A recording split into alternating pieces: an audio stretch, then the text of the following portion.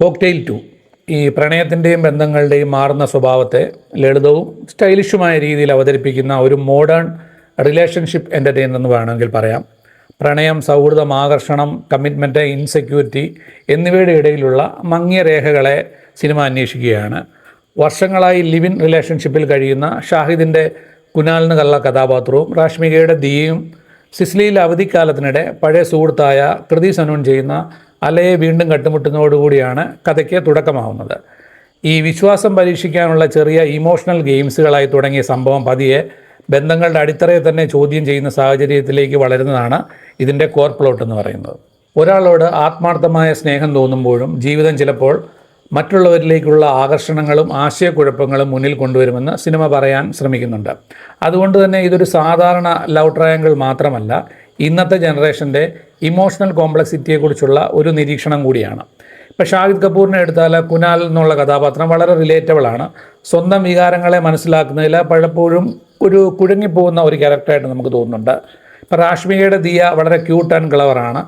ആ സ്വഭാവത്തിലൂടെ തന്നെ റിലേഷൻഷിപ്പിലുള്ള ഇൻസെക്യൂരിറ്റിയും പൊസസീവ്നെസ്സിനെയും സ്വാഭാവികമായിട്ട് അവതരിപ്പിക്കുന്നുമുണ്ട്. പക്ഷേ സിനിമയുടെ അബ്സല്യൂട്ട് ക്രാക്കർ എന്ന് പറയുന്നത് കൃതി സനുവിൻ്റെ അല്ല എന്ന കഥാപാത്രമാണ്. ശരിക്കും വളരെ ഫ്രീ സ്പിരിറ്റഡ് ആയിട്ടുള്ള ഒരു ആറ്റിറ്റ്യൂഡും അൺപ്രഡിക്റ്റബിൾ ആയിട്ടുള്ള ബിഹേവിയറും കോൺഫിഡൻസും സെക്ഷുവാലിറ്റിയും ഒരുമിച്ച് ചേരുന്ന കഥാപാത്രം സ്ക്രീനിൽ ഒരു വൈബ് സംഭവം തന്നെയാണ്.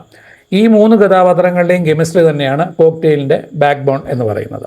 രണ്ടാം പകുതിയിലേക്ക് വരുമ്പോൾ marriage settings, family gathering, misunderstandings എന്നിവ കഥയെ മറ്റൊരു തലത്തിലേക്ക് കൊണ്ടുപോകുന്നുണ്ട്.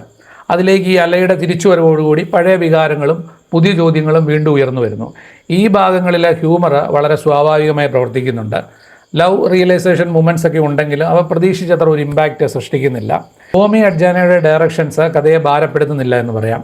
ഇപ്പം YRF സ്റ്റൈല്, ഗ്ലോസി വിഷ്വൽസും എക്സോട്ടിക് ആയിട്ടുള്ള ലൊക്കേഷൻസും സ്റ്റൈലിഷ് കോസ്റ്റ്യൂംസും അതുപോലെ തന്നെ എനർജറ്റിക് ആയിട്ടുള്ള കട്ടിംഗ് പാറ്റേൺസും ഈ സിനിമയെ യൂത്ത്ഫുൾ ആക്കുന്നുണ്ട്. ആഴത്തിലുള്ള ഇമോഷണൽ സ്ട്രാറ്റജി വർക്ക് ചെയ്യേണ്ട ക്ലൈമാക്സ്, പ്രീ ക്ലൈമാക്സ് നിമിഷങ്ങളിൽ കഥാപാത്രങ്ങളുടെ ഉള്ളിലെ വേദനയും ഗിൽറ്റും ലോങ്ങിങ്ങും കൂടുതൽ ആഴത്തിൽ അന്വേഷിച്ചിരുന്നെങ്കിൽ ഇമോഷണൽ വെയിറ്റേജ് ലഭിച്ചേനെ. കാര്യം പ്രണയത്തിനും ഹൃദയത്തിൽ ദീർഘകാലം നിലനിൽക്കുന്ന തരത്തിലുള്ള ഒരു പോയിഗ്നൻസി ഒന്നും കൈവരിക്കാൻ കഥാപാത്രങ്ങളിലൂടെ സാധിക്കാതെ പോകുന്നുണ്ട്. എന്നിരുന്നാലും ചിത്രം ലക്ഷ്യമിടുന്നത് ശരിക്കും ഹെവി റിലേഷൻഷിപ്പ് സ്റ്റഡി ഒന്നുമല്ല. ഇന്നത്തെ ജനറേഷൻ്റെ ലവ്, കൺഫ്യൂഷന്, കമ്മിറ്റ്മെൻറ്റ്, ഫ്രണ്ട്ഷിപ്പ് എന്നിവയെ എൻ്റർടൈൻമെൻറ്റായ പാക്കേജിലൂടെ അവതരിപ്പിക്കുകയാണ്. പ്രണയത്തെ വിധിക്കാതെ അതിൻ്റെ സങ്കീർണതകളെ ആഘോഷിക്കുന്ന ഒരു ബ്രീസി മോഡേൺ റൊമാൻസ് എന്ന രീതിയിൽ പരിഗണിക്കാവുന്ന സിനിമയാണ്.